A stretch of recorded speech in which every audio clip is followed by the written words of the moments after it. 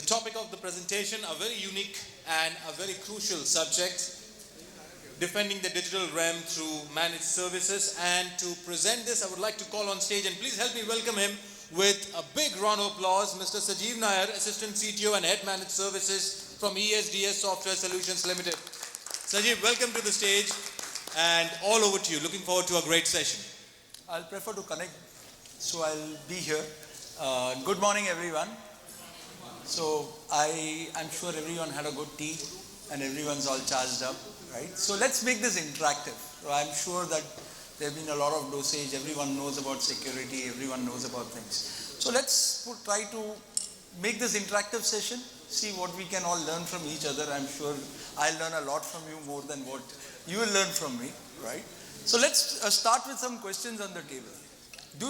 How many of you all believe that there is a spurt or increase in targeted cyber attacks over the last few years? Right. Any numbers on the number of cyber attacks or incidents that would have happened in India over the last year? Sorry? No. I'm saying number of targeted cyber attacks or number of cyber attacks which happened over the last year. 10, okay. We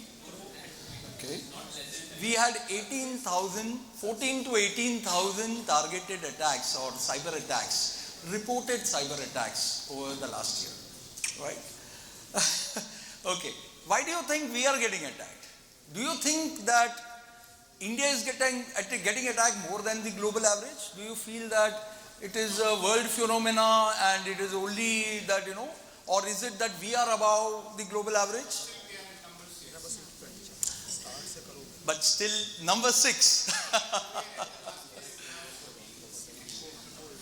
Absolutely. But if you look at the global average, we still are higher on the number of attacks when it comes to global average. So, population could be one reason. There could be another angle as well. Why do you think? So that was my next question. So why do you think the number of attacks have increased? What could be the driver for these attacks? Absolutely, I agree. Anything else? Absolutely. More digital transformation, more complex environments. We never had a mind towards security because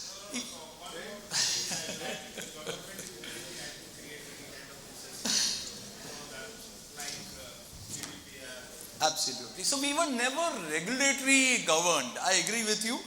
Because if you ask me, most of the MNCs always, when they set up an organization, they have such a huge compliances list which they need to follow that if something goes wrong, they go bankrupt.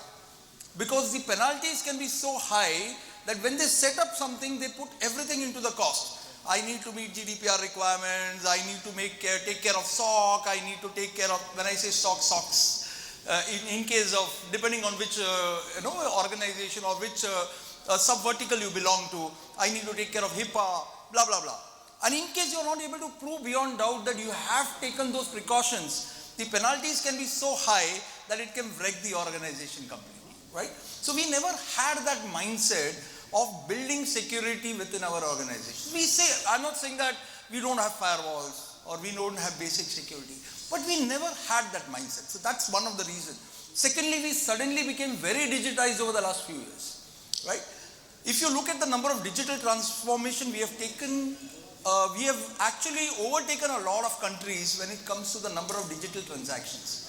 So the number of digital transactions which are happening in the country is much more than many developed countries.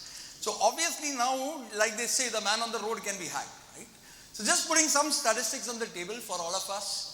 So India recorded some 5,500 crores of digital transactions, right?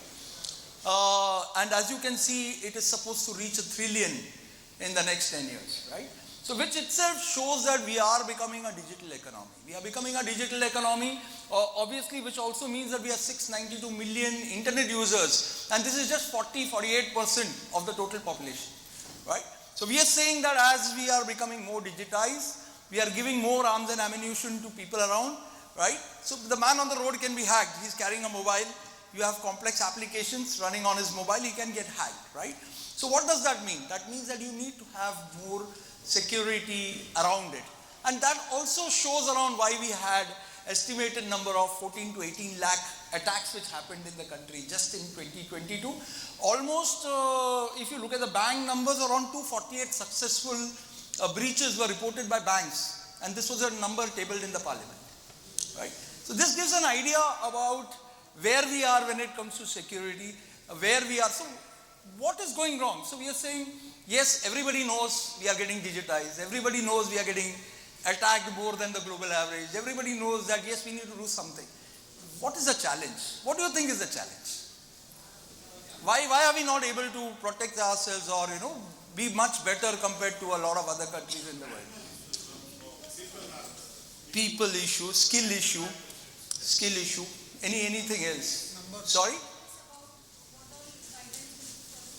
Guidelines, okay. Guidelines are there. Guidelines are there. Are we following the guidelines is something else. Secondly, our problem is also we cannot be purely compliance driven. Because if you look at the world as well, lot of compliant companies have got hacked.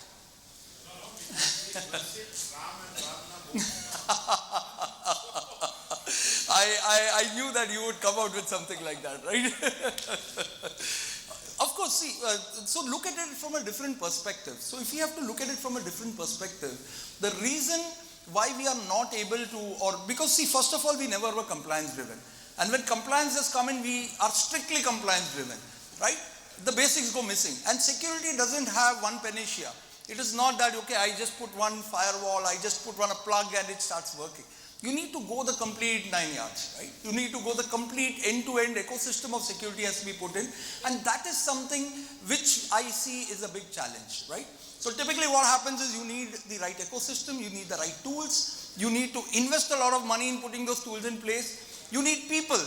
And we all know that maintaining technical manpower is the most difficult thing today, right? Everyone's jumping around. Right? I'm sure every organization can relate to at least a few people leaving your organization in the last few months, if not in the last 6 months, right? So,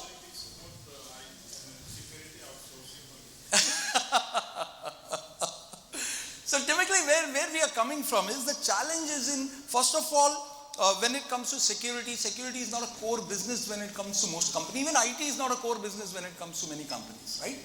But then it is becoming a core business because you have got digitized. Right? I don't think any company would be who could say that I only work on pen and paper, right? You are digitized and anything digital can get hacked, right? So if we are talking about attack, if we are talking about digital security, we are also talking about having the right ecosystem, having the right tools, having the right people, right? And maintaining all this is a very expensive affair. And then again we are seeing a trend where the CEO or the CFO would say, no capex, you manage it. Right? You manage cloud, you manage whatever you want. Tum secure kar lo. Like we heard the keynote speaker saying, I want the best security, but paise nahi milenge. Right? Manage it with whatever you have. No capex. I don't want to invest 10 crores and wait for 5 years. Agar kuch nahi hua, to who will pay for it? So you need an OPEX structure, right? You need the best technology, obviously, which you cannot always keep captive, right? So this is where there is a need to look at a synergy. So when somebody is under attack, what do we do? When a country is under attack, you don't always say that the army would fight. You would also always synergize. You will call for local support. You will ask for volunteers to come forward. And this is what it is. It is actually an attack on a country. It is an attack which is targeted by a lot of hacktivists. You are seeing a lot of global organized criminals actually working on cyber attacks. So as they call it, crime as a service, right? So just imagine, today, more than we are collaborating, there are collaborations happening between attackers or hackers, right? There are forums where I say, hey, I specialize in finding out username, passwords, and credentials. This is available on dark web, right? And you pay me so many in bitcoins and it's yours. Anybody who wants to attack this company, I've created a malware, right? Please go ahead, use it. Every usage, pay me so many in bitcoins. How do you come to know if your organization is attacked? Right? So there is a continuous need for managing security end-to-end which cannot be done captively. That is the thing which I wanted to bring on the table, and that is where you need to work with a partner. You need to work with people who are in that space, who can work very closely with you. And that is typically where we are talking about managed service. How many people agree on this point? Okay. So my question was, how many people agree that it is not possible for one single organization, of course, since, especially if you are not purely into IT, right, to maintain a complete infrastructure which will take care of security end to end. Right? Any other answers? Again, banks, not because it is their core infra, it is because of the regulatory. As we said, again, it comes to regulations, right? It comes to the compulsions. More than the regulation, it comes to the compulsions. We never were serious about security, right? First of all, there is a need to accept that security is needed. And we need to go beyond compliance, right? Secondly, we are talking about, okay, fine, we all agree that you need to work with synergies, but how do we look at the synergistic partner, right? Security is not a word which comes out of the blue, right? It involves infra. It involves remediation. So we talk about assessment, we talk about monitoring, we talk about assessing vulnerabilities, we talk about remediations. We say, okay, beyond perimeter monitoring, right? Looking at assets, looking at brand monitoring. Like there was a case recently where this guy was caught. He had created fake domains for all the known brands and he made 10 crores. He was selling franchises for that brand and the brands don't know about it, right? So this goes beyond perimeter, and this is not happening within your perimeter, it's going beyond perimeter. So you need to look at partners who understand that model, who understand, who have worked on security, who understand how different layers put in, because security is not only about security, right? So you may get the security expert and he would say, okay, there is a vulnerability on the database, and the database guy says, I don't know what to do, right? It's a MongoDB database, and the guy says, I have never worked on MongoDB. I could do some things here and there, but I don't have the depth. And that's a real trouble. How many people agree? Right?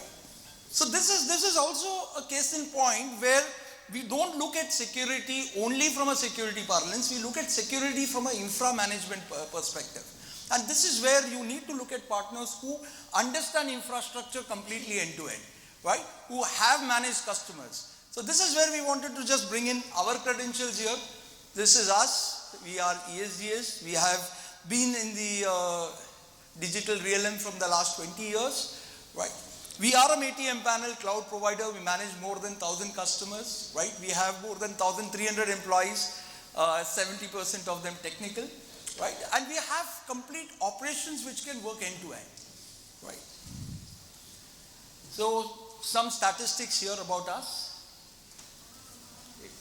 So we have multiple certifications, and it also matters where services are provided. So one is it possible to put all the people you need to work from your infrastructure? Should you be looking at, how many people agree that it makes sense to have a hybrid model when it comes to security, right? Like we all say, don't put all the eggs in one basket. Just imagine, like they say that there are countries in the world who don't keep their air force in their own country, right? They say if we are attacked, at least there should be somebody out who can come to save us, right? So that is also a part of security. So how many people agree that a hybrid model really makes sense? Either the T is less or people don't want to interact. Okay. So typically what we feel a hybrid model actually makes a lot of sense, because not only you have people working for you within your organization, but you have an expert sitting outside who is offering a function as a service, who can help you with things where you are completely stuck, where your people are not able to reach you, right? And this could work in a hybrid model completely as a function as a service offering to you. So that is something we wanted to bring on the table, and for that you will need to have a partner who himself is security driven, who have various certifications. He's offering those services from redundant infrastructures, data centers for that matter, who have the SOC environment which is certified, right? So this is something we wanted to bring on the table. Some of the services that we offer. In the interest of time, we will of course not go too deep, but just wanted to put some things on the table that we were one of the first cloud service provider to have created our own cloud orchestration tool, which was patented in the US and UK. And last year we got the India patent. that talks about our R&D capabilities. We have our own development team. We built a lot of SaaS as service models, and we have touch points with a lot of people in India. We almost touch 30 to 40% of Indian population every 15 days through the various SaaS offerings and through the cloud, the services that are hosted with our cloud. So you talk about land records, right? So whenever you go register any land record in Maharashtra, it goes through us, right? You talk about smart metering in many of the states, right? That goes through us. So that gives us an idea about the digitization that we have gone through and our experience that we have built. And we also have a lot of managed services offering, which we can do completely end to end, which we talk about here. So everything from a cloud operation services. So though the topic here is on security, why am I talking about the other things? So as I mentioned that it doesn't make sense when you look at security holistically and say that I have got a security expert. But then I tell him that, can you tell the network guy what to do? He says, I don't know. My job is just to look after security. And the network guy says, anyway, I'm not a security guy, right? So that challenge is, do you face that in your org? I'm sure you must be, right? So this is, so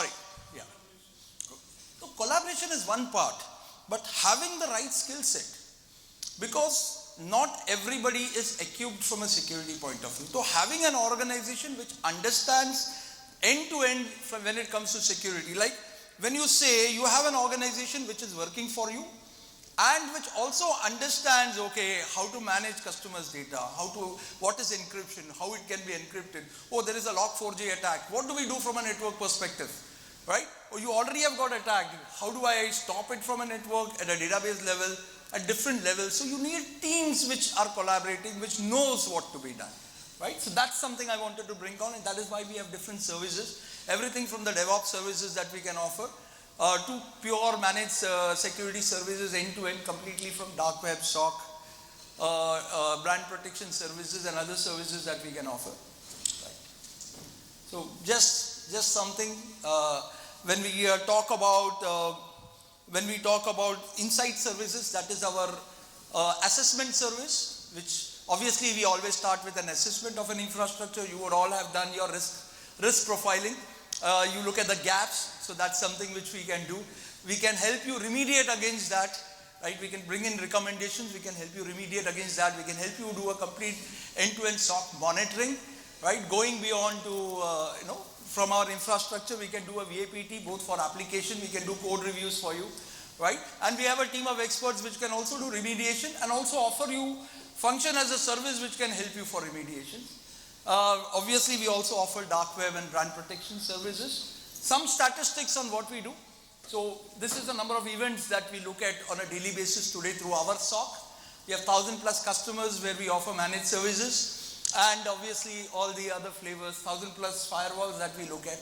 So just bringing some credentials on the table. Right. So that's it from my side, short presentation.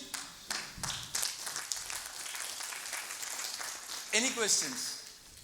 Thank you so much, Sajiv ji. Now we open the floor for a quick question session. So, do we have any question? You can raise your hand and introduce yourself and your company. Any questions from the floor? Okay. I see. Yeah. Sajiv ji, I would ask you to please come to the stage. And I would also like to call on stage Mr. Jaswant Saini, Lieutenant Commander from Indian Navy. Jaswant ji, if you could kindly do the honors of felicitating our honorable speaker here.